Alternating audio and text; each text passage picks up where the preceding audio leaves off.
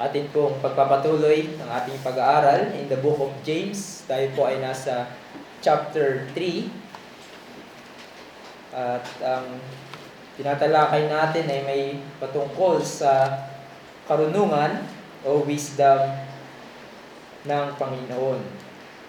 James chapter 3 beginning verse 13. Who is wise and understanding among you? By his good conduct, let him show his works in the meekness of wisdom. But if you have bitter jealousy and selfish ambition in your hearts, do not boast and be false to the truth. This is not wisdom that comes from above, but it is earthly and spiritual, demonic. For where jealousy and selfish ambition exist, there will be disorder and every vile practice. But the wisdom from above is first pure, then peaceable, gentle, open to reason, full of mercy and good fruits, impartial and sincere. And the harvest of righteousness is sown in peace by those who make peace. Tayo po ay manalangin at tumingi ng tulong sa Panginoon. Aming dakilang Diyos, kami po ay muling humaharap sa inyo, humihingi ng tulong na kami po ay inyong gagabayan, tutulungan at ililid, Panginoon, sa katotohanan. Tunay, O Diyos, na ang inyong salita ay makapangyarihan. All the scripture is breathed out by you, and it is able, Lord, to train us in righteousness, to correct us, to rebuke us, and teach us, Panginoon, ng mga bagay na patungkol sa inyo. Kaya, Panginoon, kami ay nagpapasakop sa inyong kalooban, kami ay umaasa sa inyong biyaya, na kami po ay ililid nyo sa katotohanan, at tulungan nyo po, Panginoon, na magdadala ng inyong mga salita sa mga oras na ito. Sa pangalan ni Jesus. Amen.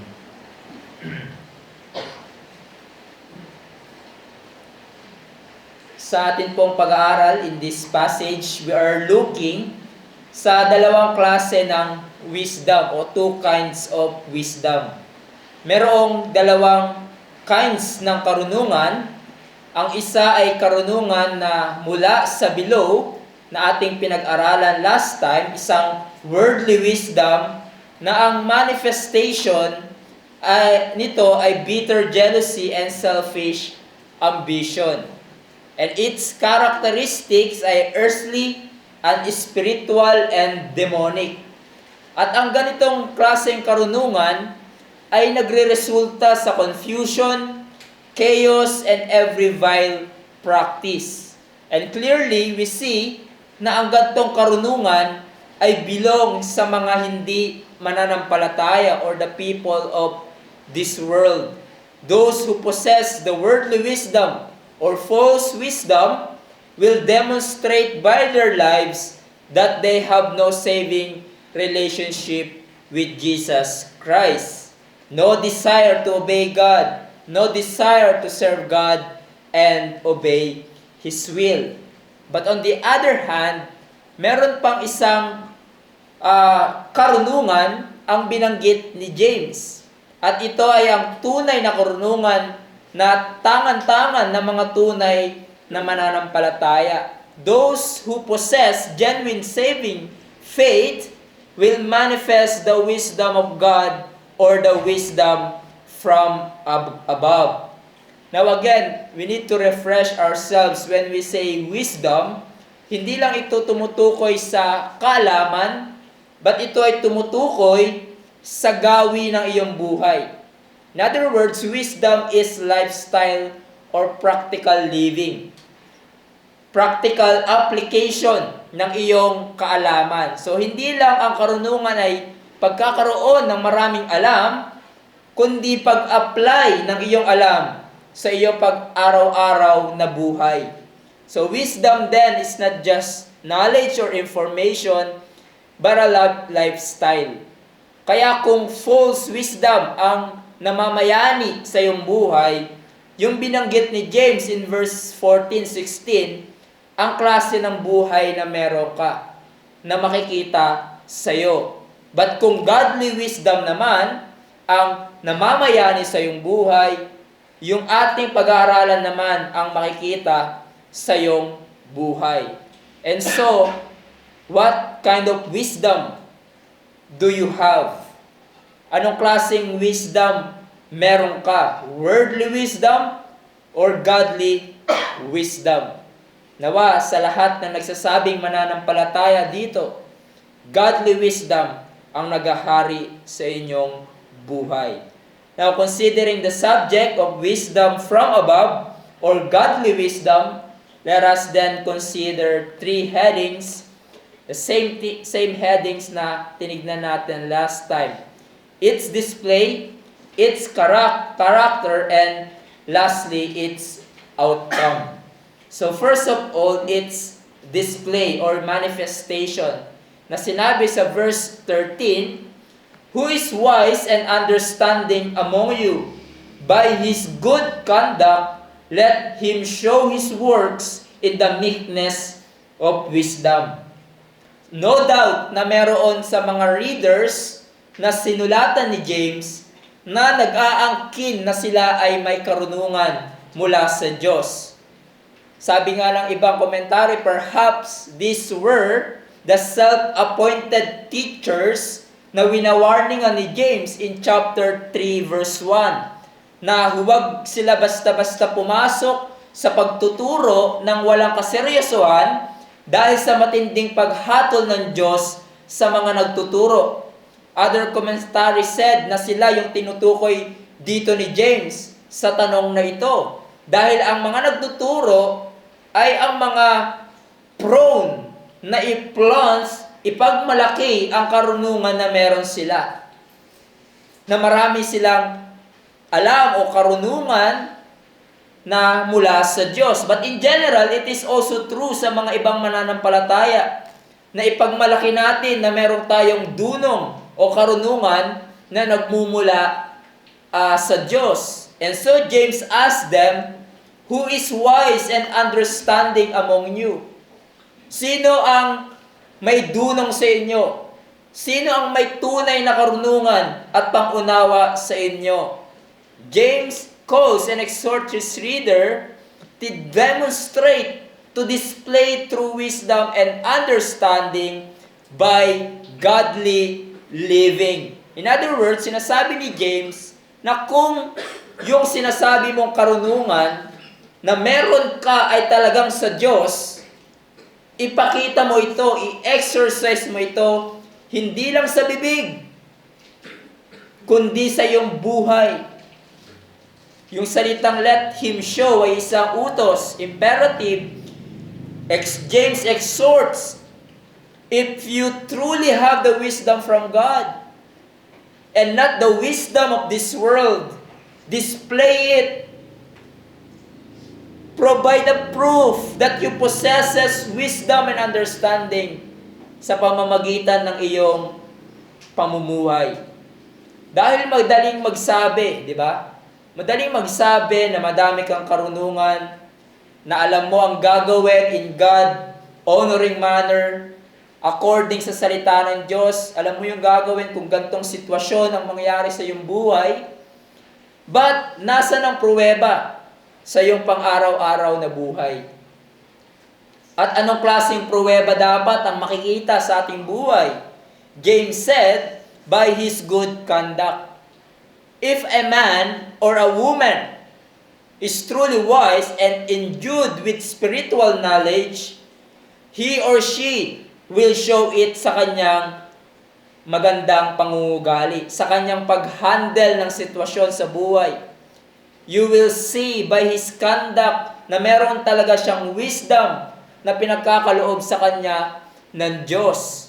At kung siya ay dumaan sa mga pagsubok sa buhay, na dahil sa matinding trials ay hindi niya minsan malaman ang tamang gagawin, ang tunay na matalino will depend sa wisdom na pinagkakaloob ng Diyos. He will follow what James said in chapter 1. Remember? If anyone of you lacks wisdom, let him ask God, who gives generously to all without reproach, and it will be given to him. And let him ask in faith. In other words, James is saying, kung meron kang karunungan na nagmumula sa iyo, sa Diyos, it will come out in the way you live. In the way you handle circumstances in your life, sa paraan na mabuti, good conduct, at the manifestation of true wisdom is, because the manifestation of true wisdom is good conduct, katulad ng true faith, di ba? Ang tunay na pananampalataya, anong ebidensya nito? Mabubuting gawa. Ganon din ang tunay na wisdom. Anong ebidensya na ito na you possess true wisdom? Ang manifestation niya ay good conduct sa iyong pang-araw-araw na buhay.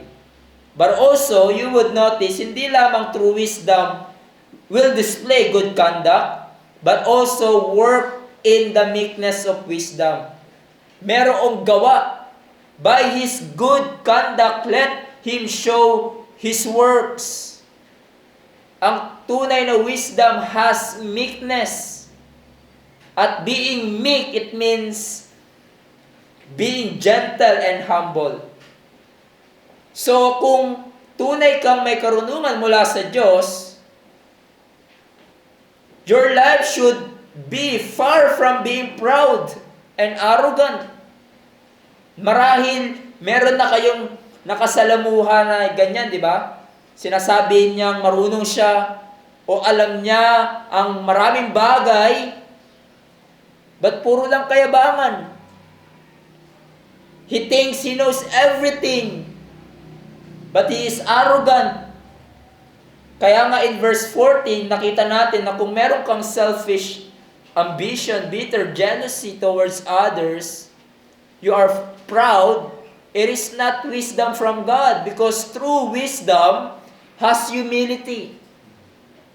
Wisdom and humility goes together.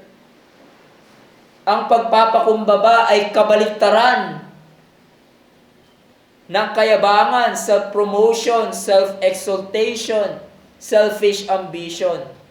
Those negative traits ay belong sa mga taong ang karunungan ay sa mundong ito. Ngunit ang meekness ay belong sa mga taong binago ng Diyos. Diba, sinabi nga ni Jesus, "Blessed are the meek, for they shall inherit the earth." Ito ay maiging katangian na marapat patuloy nakikita sa buhay ng isang nagsasabing siya ay mananampalataya. And so, sino ang tunay na wise? Sino ang tunay na matalino? Not those who say he knew a lot of things, but those believers na ina-apply ang salita ng Diyos sa anumang circumstansya niya sa buhay. Nakikitaan ng good behavior in every area of life. Those who trust not on their own wisdom in handling the situations in life, but in faith, humihingi ng karunungan na nagmumula sa Diyos. And also, ang tunay na matalino, makikitaan ng humility sa kanyang buhay. Inaangkin mo bang meron kang karunungan na nagmumula sa Diyos? James said, show it by good conduct and humility.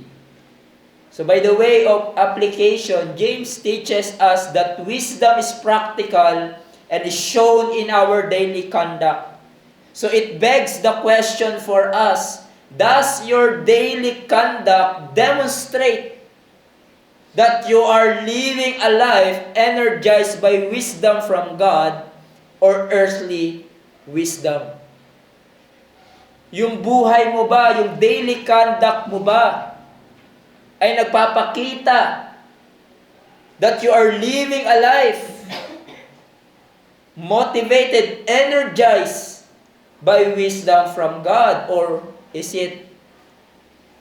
you are energized by earthly wisdom? Sa iyong trabaho, Nakikita ba ng iyong mga katrabaho na pinatutunguhan mo sila ng may kababaan ng loob?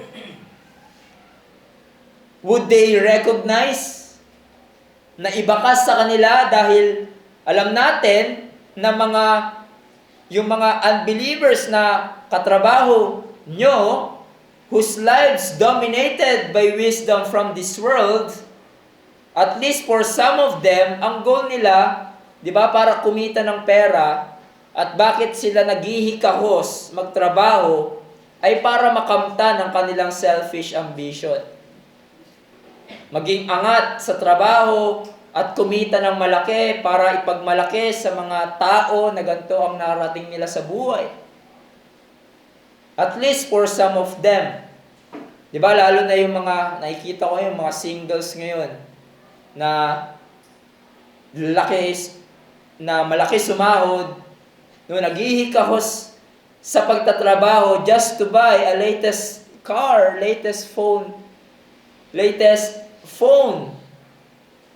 Then i-post sa social media na ito yung na-achieve nila sa buhay. Pagpapakita na angat sila sa iba. #bless. Sabi pa ng iba, di ba? Pagpapakita na angat sila sa iba, mas mahusay sila sa iba. I'm not saying na lahat na nagpo-post ganun, no? But, at least for some that I noticed na ganun na kanilang ginagawa. Ito na yung napuntahan ko, ito na yung bago kong nabili. So, para sa kanila, no, merong ipagpapakita nila na angat sila sa iba, mas mahusay sila sa iba, at kung merong mas magaling sa kanila, handa silang gawin ang masama para maangatan ng iba. So, para sa kanila, yung personal ideas nila, yung desires nila, yung dapat masunod. The measure of everything. At kung sino man ang humarang sa kanila o nakaangat sa kanila ay ituturing nilang kaaway at hadlang. Yan nga, di ba, yung nakita natin, ito ang manifestation ng false wisdom. But if you are a believers, if you claim you have a wisdom from God, ano ang makikita sa iyong buhay, sa iyong trabaho? Humility, pagiging kontento sa kung anong meron kang trabaho, sa anong pinagkakaloob sa iyo ng Panginoon, at ginagawa mo ang mga bagay, naghihikahos ka sa trabaho para sa kapurihan ng Diyos. Highly recognized ka man sa iyong trabaho o ibang tao o hindi ka man highly recognized, in good conduct ay ginagawa mo ng maayos ang iyong trabaho. Ganon din, di ba, sa mga nag-aaral dito. You are motivated not by selfish ambition, but you desire na maluwalhati ang Diyos by manifesting true wisdom from God in good conducts and works of meekness. At ganun din sa ibang aspeto ng iyong buhay.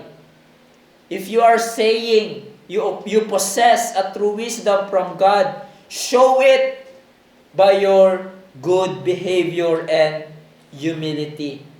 As one writer says, the wise demonstrate God's wisdom daily. They inspire others by giving them a living model of righteousness that incarnates the will of God. Their lives become models of righteousness. They become our heroes in the faith as they reflect the character of Christ.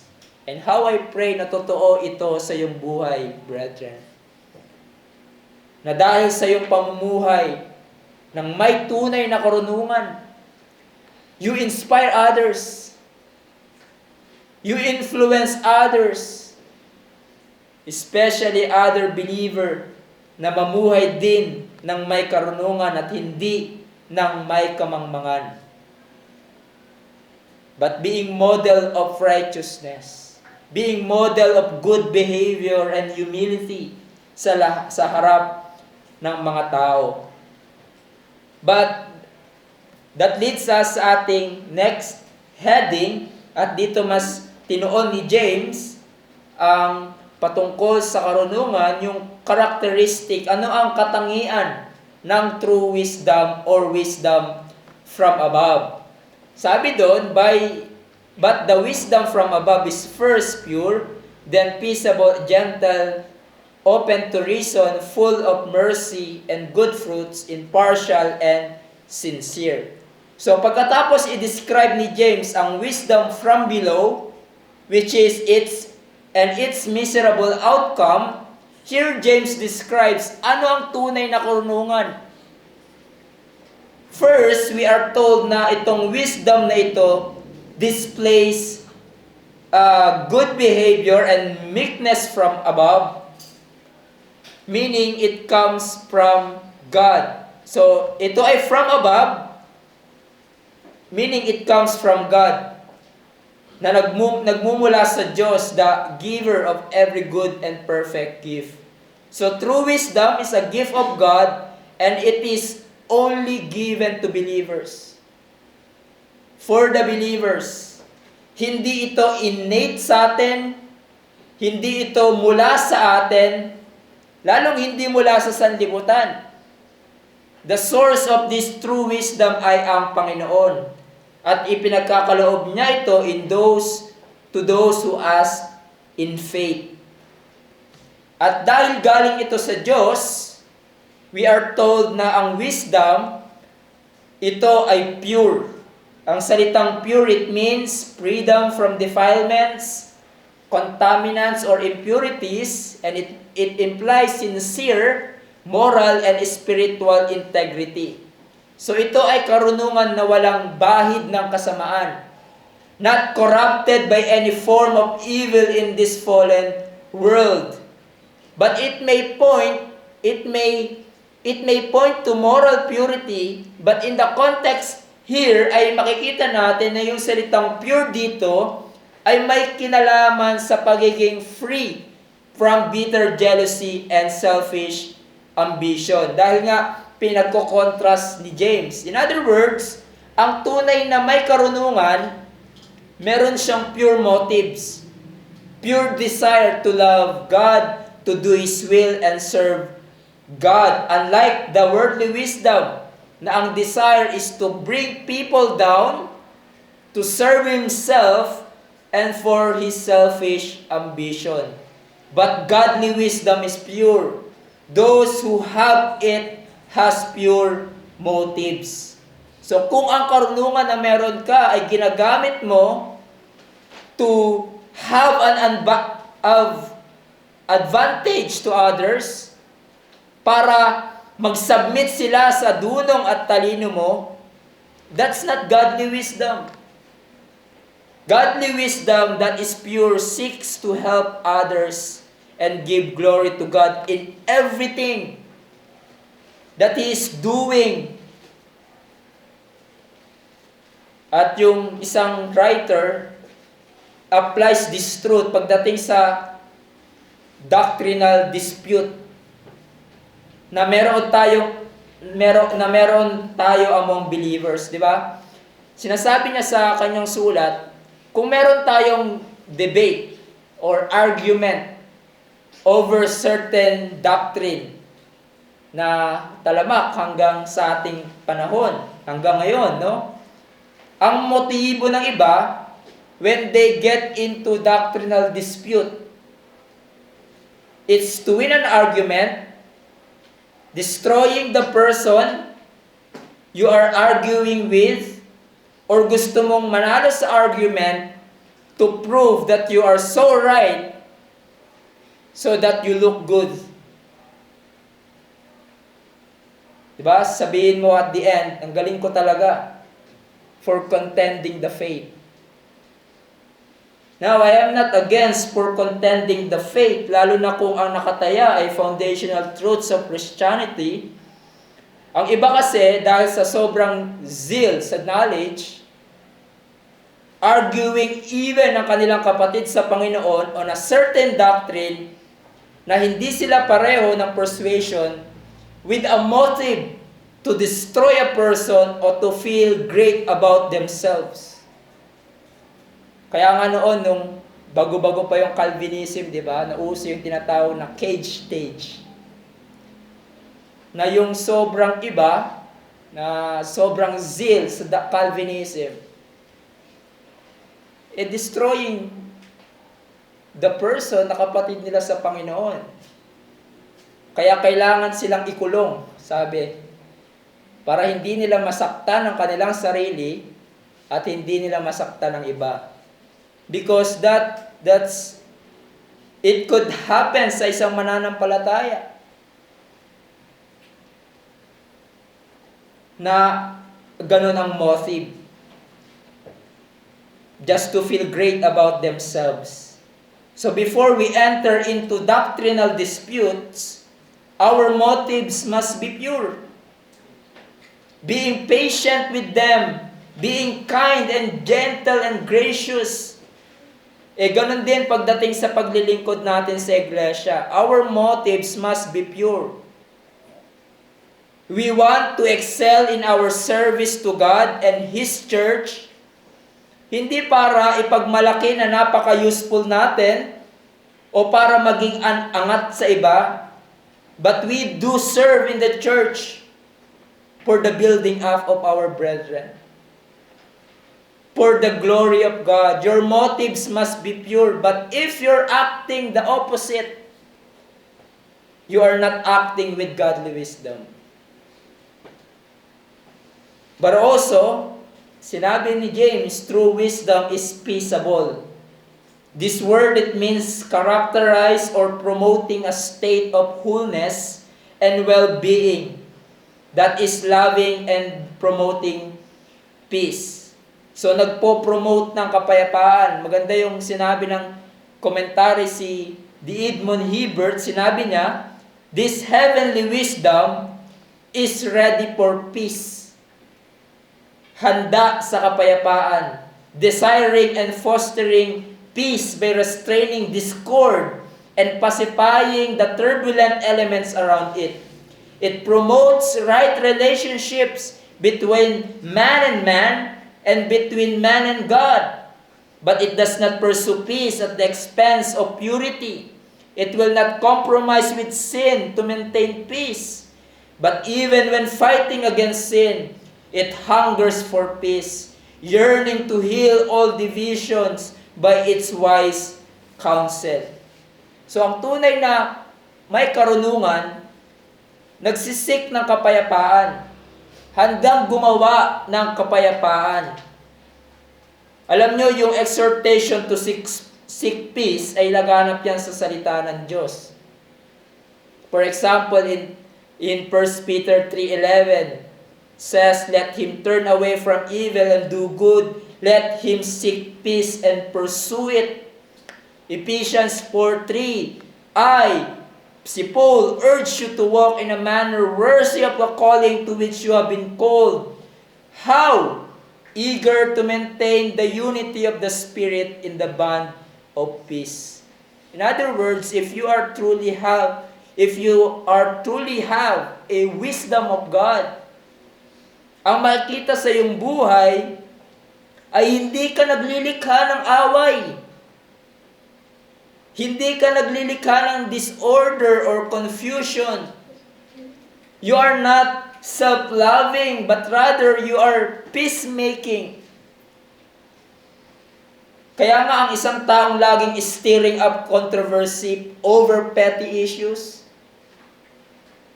siya ay not acting in godly wisdom.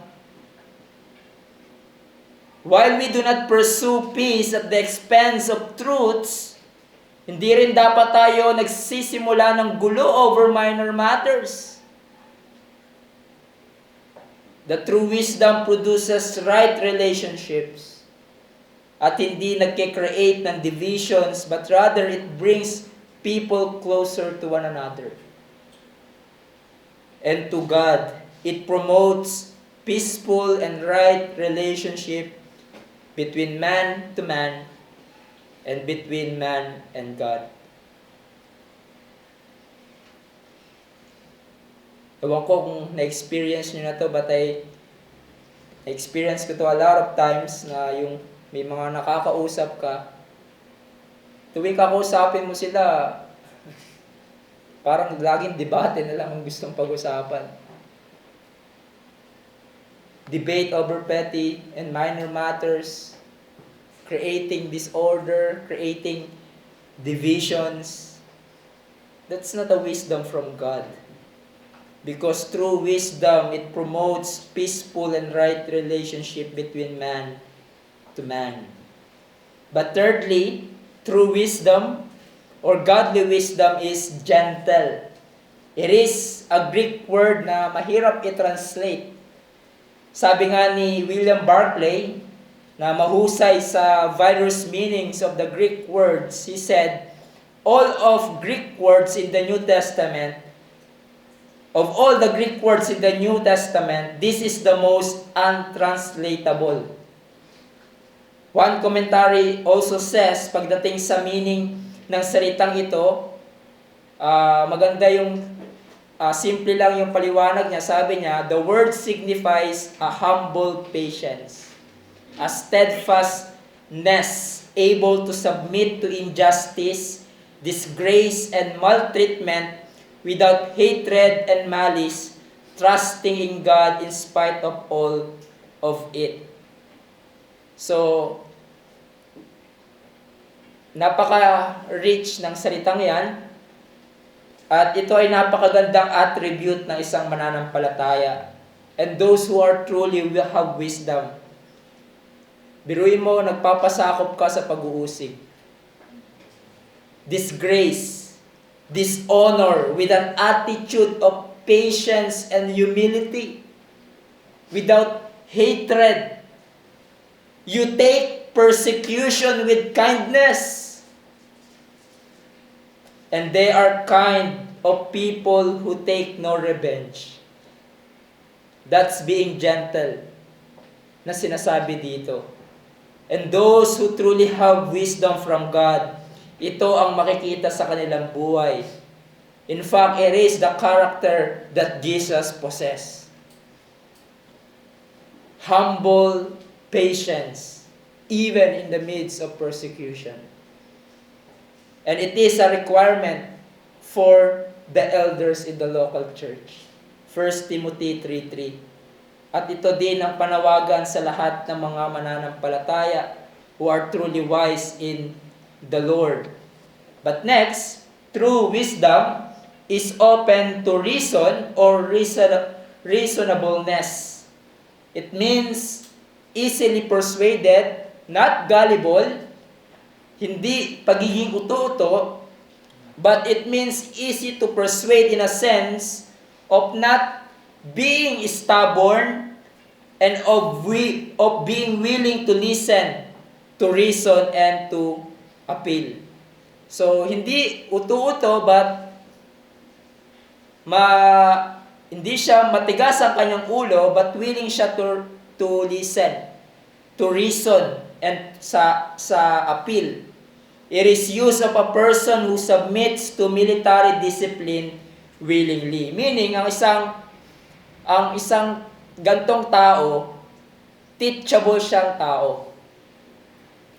Teachable, obedient sa legal and moral standards in life, and willingly submits. One writer says, godly wisdom is able to discern the difference and willing to yield on minor matters. So the wise man is willing to listen to others' views and to change if he is proved wrong. So hindi niya ginigiit na siya yung tama palagi, na siya yung measure ng everything. No. Ang tunay na may karunungan, handang makinig, handang matuto, and willing to change if he is proved wrong. But next, full of mercy. It means concern ka sa taong nagsasuffer, hindi lamang ang pagiging mahabagin sa pagpapatawad mo sa ibang tao. Yung full of mercy dito, no? Concern ka sa nagsasuffer. So, hindi lamang ang pagiging mahabagin ay pagpapatawad mo sa mga taong nakagawa sa iyo ng masama, but being merciful is to reach out with compassion those who are suffering. That's truly wise, wise thus. Because naunawaan mo, God is merciful to you in spite of the fact na ikaw ay rebelde sa Kanya at makasalanan. But while you were sinners, ay pinadala ni Jesus ang Kanyang bugtong na anak para mamatay para sa kabayaran ng iyong kasalanan. And so, dahil naunawaan mo yan, you extend the mercy na iyong natanggap sa Diyos. Sa iba. Natanggap mo sa Diyos at ine-extend mo sa iba, sa mga undeserving nito. But also, the idea here of being full of mercy is not all talk, but it includes action demonstrating the reality of our claim to be merciful. In other words, ang godly wisdom ay punong-puno ng biyaya ng kahabagan, hindi lamang sa salita or theoretical, but practical. Nakikita mo talaga sa gawa ang pagiging mahabagin. That's the wisdom of God. Yan ang ebidensya ng tunay na pananampalataya at karunungan. A compassion to others. A concern for others, especially sa mga nagsasuffer. Hindi ba yan ang yung sinasabi ni James na ebidensya ng tunay na faith in chapter 2? Ang pagiging mahabagin ay tanda ng isang buhay na nakatanggap ng biyaya ng Diyos sa kaligtasan. And so, ganun din sa wisdom. If you are truly wise, makikitaan ang iyong buhay ng nag-uumapaw na kahabagan sa iba. But next, true wisdom is full of good fruits. It simply means abounding in good works, full of righteous deeds. Nag-uumapaw sa paggawa ng mabuti. In fact, it echoes what James said in chapter 2 verse 14, kung saan sinabi niya doon na ang ating pananampalataya must show itself in good works. So, ganun din sa godly wisdom. It is practical, doing something for the good of others, helping them, caring for them, and loving them. Looking not only for your own interests, but also to the interests of others. Unlike ang worldly wisdom, na gusto niya lagi pakabig ang kanyang sariling need at ang concern ang sentro, but the person who has true wisdom bears good fruits, full of love and care for the need of others. Then he said, impartial. True wisdom is impartial. Dito lang ginamit yung term na ito sa buong New Testament. It means making no partial distinction, not tending to cause division or factions within a group. And we already studied about partiality in chapter 2. Ang tunay na karunungan ay walang kinikilingan, walang favoritism. Hindi nito binabase ang pagbibigay ng favor, ang pagtulong sa iba, base kung siya ay mayaman o mahirap. Kung ano man ang estado ng isang tao sa buhay. Rather, faithful siya sa kanyang ginagawa. At hindi rin siya pabago-bago sa kanyang commitment na one time itong mayaman ang pinapaboran niya and the next day ay iba naman. Sabi nga ng isang writer, unwavering commitment without partiality, never making distinction in persons, and never wavering in commitment. But then finally, true wisdom is sincere. Without hypocrisy, walang pagkukunyari. The person na merong godly wisdom is trustworthy, reliable, and transparent.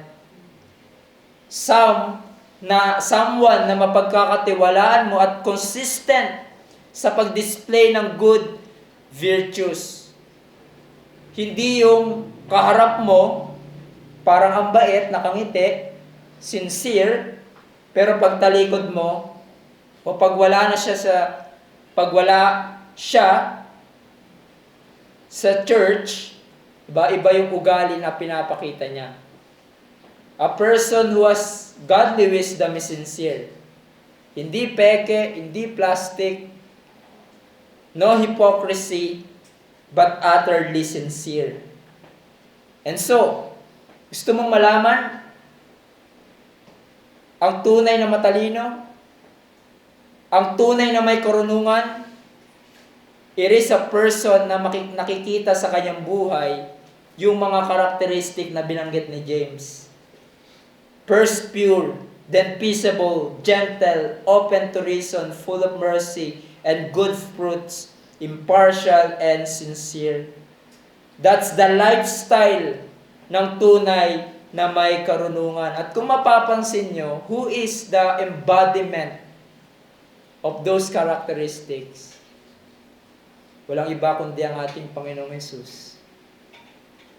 Si Jesus, who is the wisdom of God, sinabi ni Paul.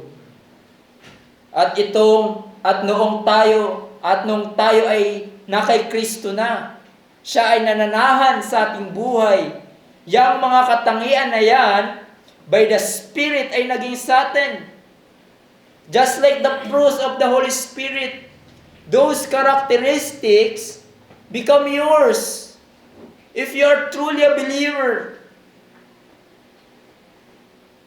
And so, ang tanong sa atin, does this describe you and me? Does these characteristics describe you and me? Ito ba ang nakikita sa iyo? You might say, Pastor, I look at my life, but hindi ko masyadong nakikita ang mga ito sa aking buhay. The point ay hindi kung meron ka ng lahat ng ito perfectly sa iyong buhay. Dahil sa ating labi ng kasalanan, you may fall short to some of these qualities. But the question is, ito ba ang direksyon ng iyong buhay? If you're saying that you are a believer, ito ba ang direksyon ng iyong buhay? Do you have some of these qualities to show na ang Panginoon ay nasa iyong buhay? Do you have a desire na sa tulong ng Panginoon ay lumago sa mga ito? If there's none, and even hindi mo nakikita sa iyong buhay ang mga characteristics na ito at all, that's the evidence that you have no true wisdom and no true saving faith.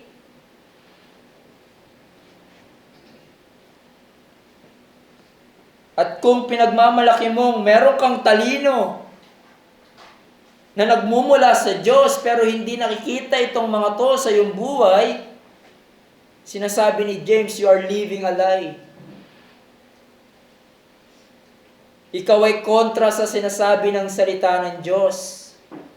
Because true wisdom ay makikitaan ng purity, being peaceable, gentle, open to reason, full of mercy and good fruits, impartiality and sincerity. But lastly, ano ang outcome nito? Verse 18, a harvest of righteousness is sown in peace by those who make peace. So, The general point here is simple. Kung ano ang iyong tinanim, siya din ang iyong aanihin. Kung nagtanim ka ng righteousness, you will reap more righteousness. But here is interesting, dahil sinabi ni James, a harvest of righteousness. Harvest, di ba?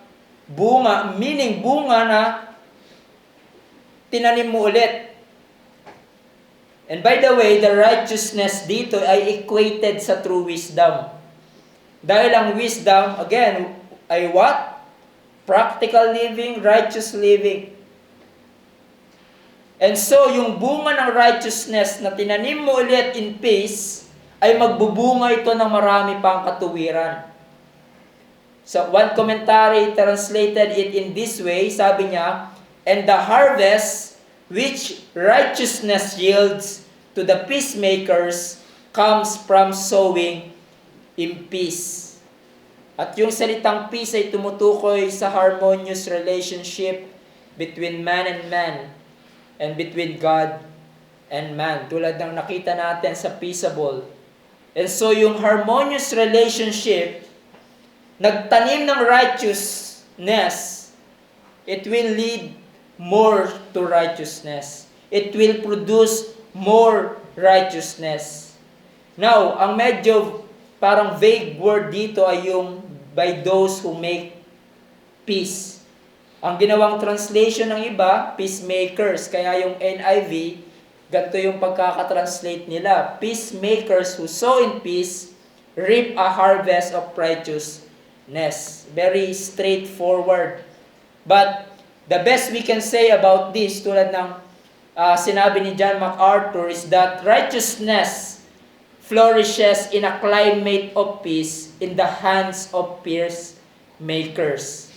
Si Hendrickson din, ganun din ang take niya. He said, peacemakers sow and harvest righteousness in peace. In the context of James' discussions on heavenly versus earthly wisdom, this means that righteousness cannot be produced in the climate of bitterness and self-seeking. Righteousness will grow only in a climate of peace. So very clear, kung nakatanggap ka ng godly wisdom, you cultivate it, mag-aani ka ng madami pa. Ito ay magbubunga ng maraming mabuting bagay na kulugod-lugod sa Diyos. It will produce peace and harmony.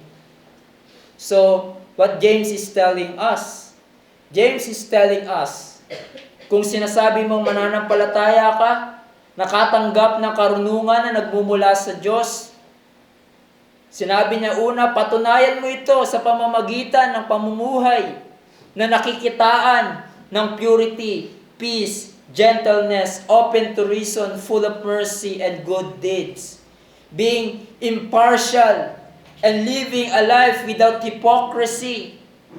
At kung ito ang parati nating tinatanim, kinukultivate sa ating buhay, pinagyayaman sa ating buhay as a believer at bilang iglesia, we will reap more of these characteristics that will result sa harmonious relationship and peace. And so the challenge for us, pursue to live with godly wisdom, for it will result to harmonious relationships and peace. Lalo na sa loob ng iglesia, sa fellowship ng mga believers, dahil ito yung context kung saan binanggit ni James ang gantong exhortation.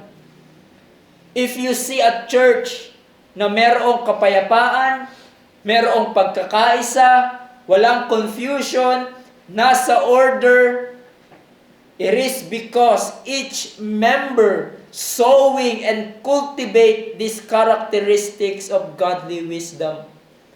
They sought to live in accordance with godly wisdom and not the worldly wisdom. Pero kung merong confusion sa loob ng iglesia, merong pagkakahati-hati sa loob ng iglesia, Walang, merong even sa loob ng tahanan, di ba? Merong disorder, walang unity at kapayapaan. Bitter jealousy and selfish ambition ang naghahari sa loob ng iglesia at even sa tahanan. We can be sure na ang worldly wisdom ang naitatanim at hindi ang godly wisdom. Meron bang kapayapaan sa ating iglesia? Payapa ba ang iyong relationship sa mga kapatid mo sa Panginoon? If not, you need to check what kind of wisdom ang tinatanong mo sa iyong buhay. If you are sowing worldly wisdom, you will reap disorder, chaos, and every vile practice. But if you sow and cultivate godly wisdom, ikaw ay mag-aani ng kapayapaan and more righteous deeds. By the help of God, brethren, cultivate godly wisdom. At paano natin ito magawa? To cultivate godly wisdom? Not by hanging around with the people of this world at kopyahin mo ang prinsipyo nila sa buhay o habit ng mga unbelievers or ng mga so-called influencers sa ating panahon na makikita at napapanood natin sa internet. No! Ang tulong ng Diyos at ang Kanyang salita ay sapat na tutulong sa atin upang tayo ay lumago sa tamang karunungan. The Word of God ang kailangan mo para lumago sa karunungan. Nais mong lumago sa karunungan? Tumalino sa buhay? At mamuhay na ayon sa kalooban ng Diyos? Pag-aralan mo ang salita ng Diyos.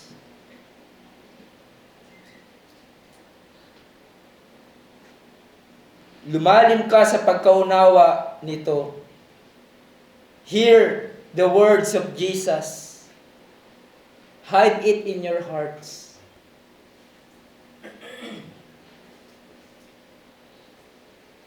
At isagawa mo ito sa iyong buhay. Diba sabi nga sa Psalm, how can a young man be pure?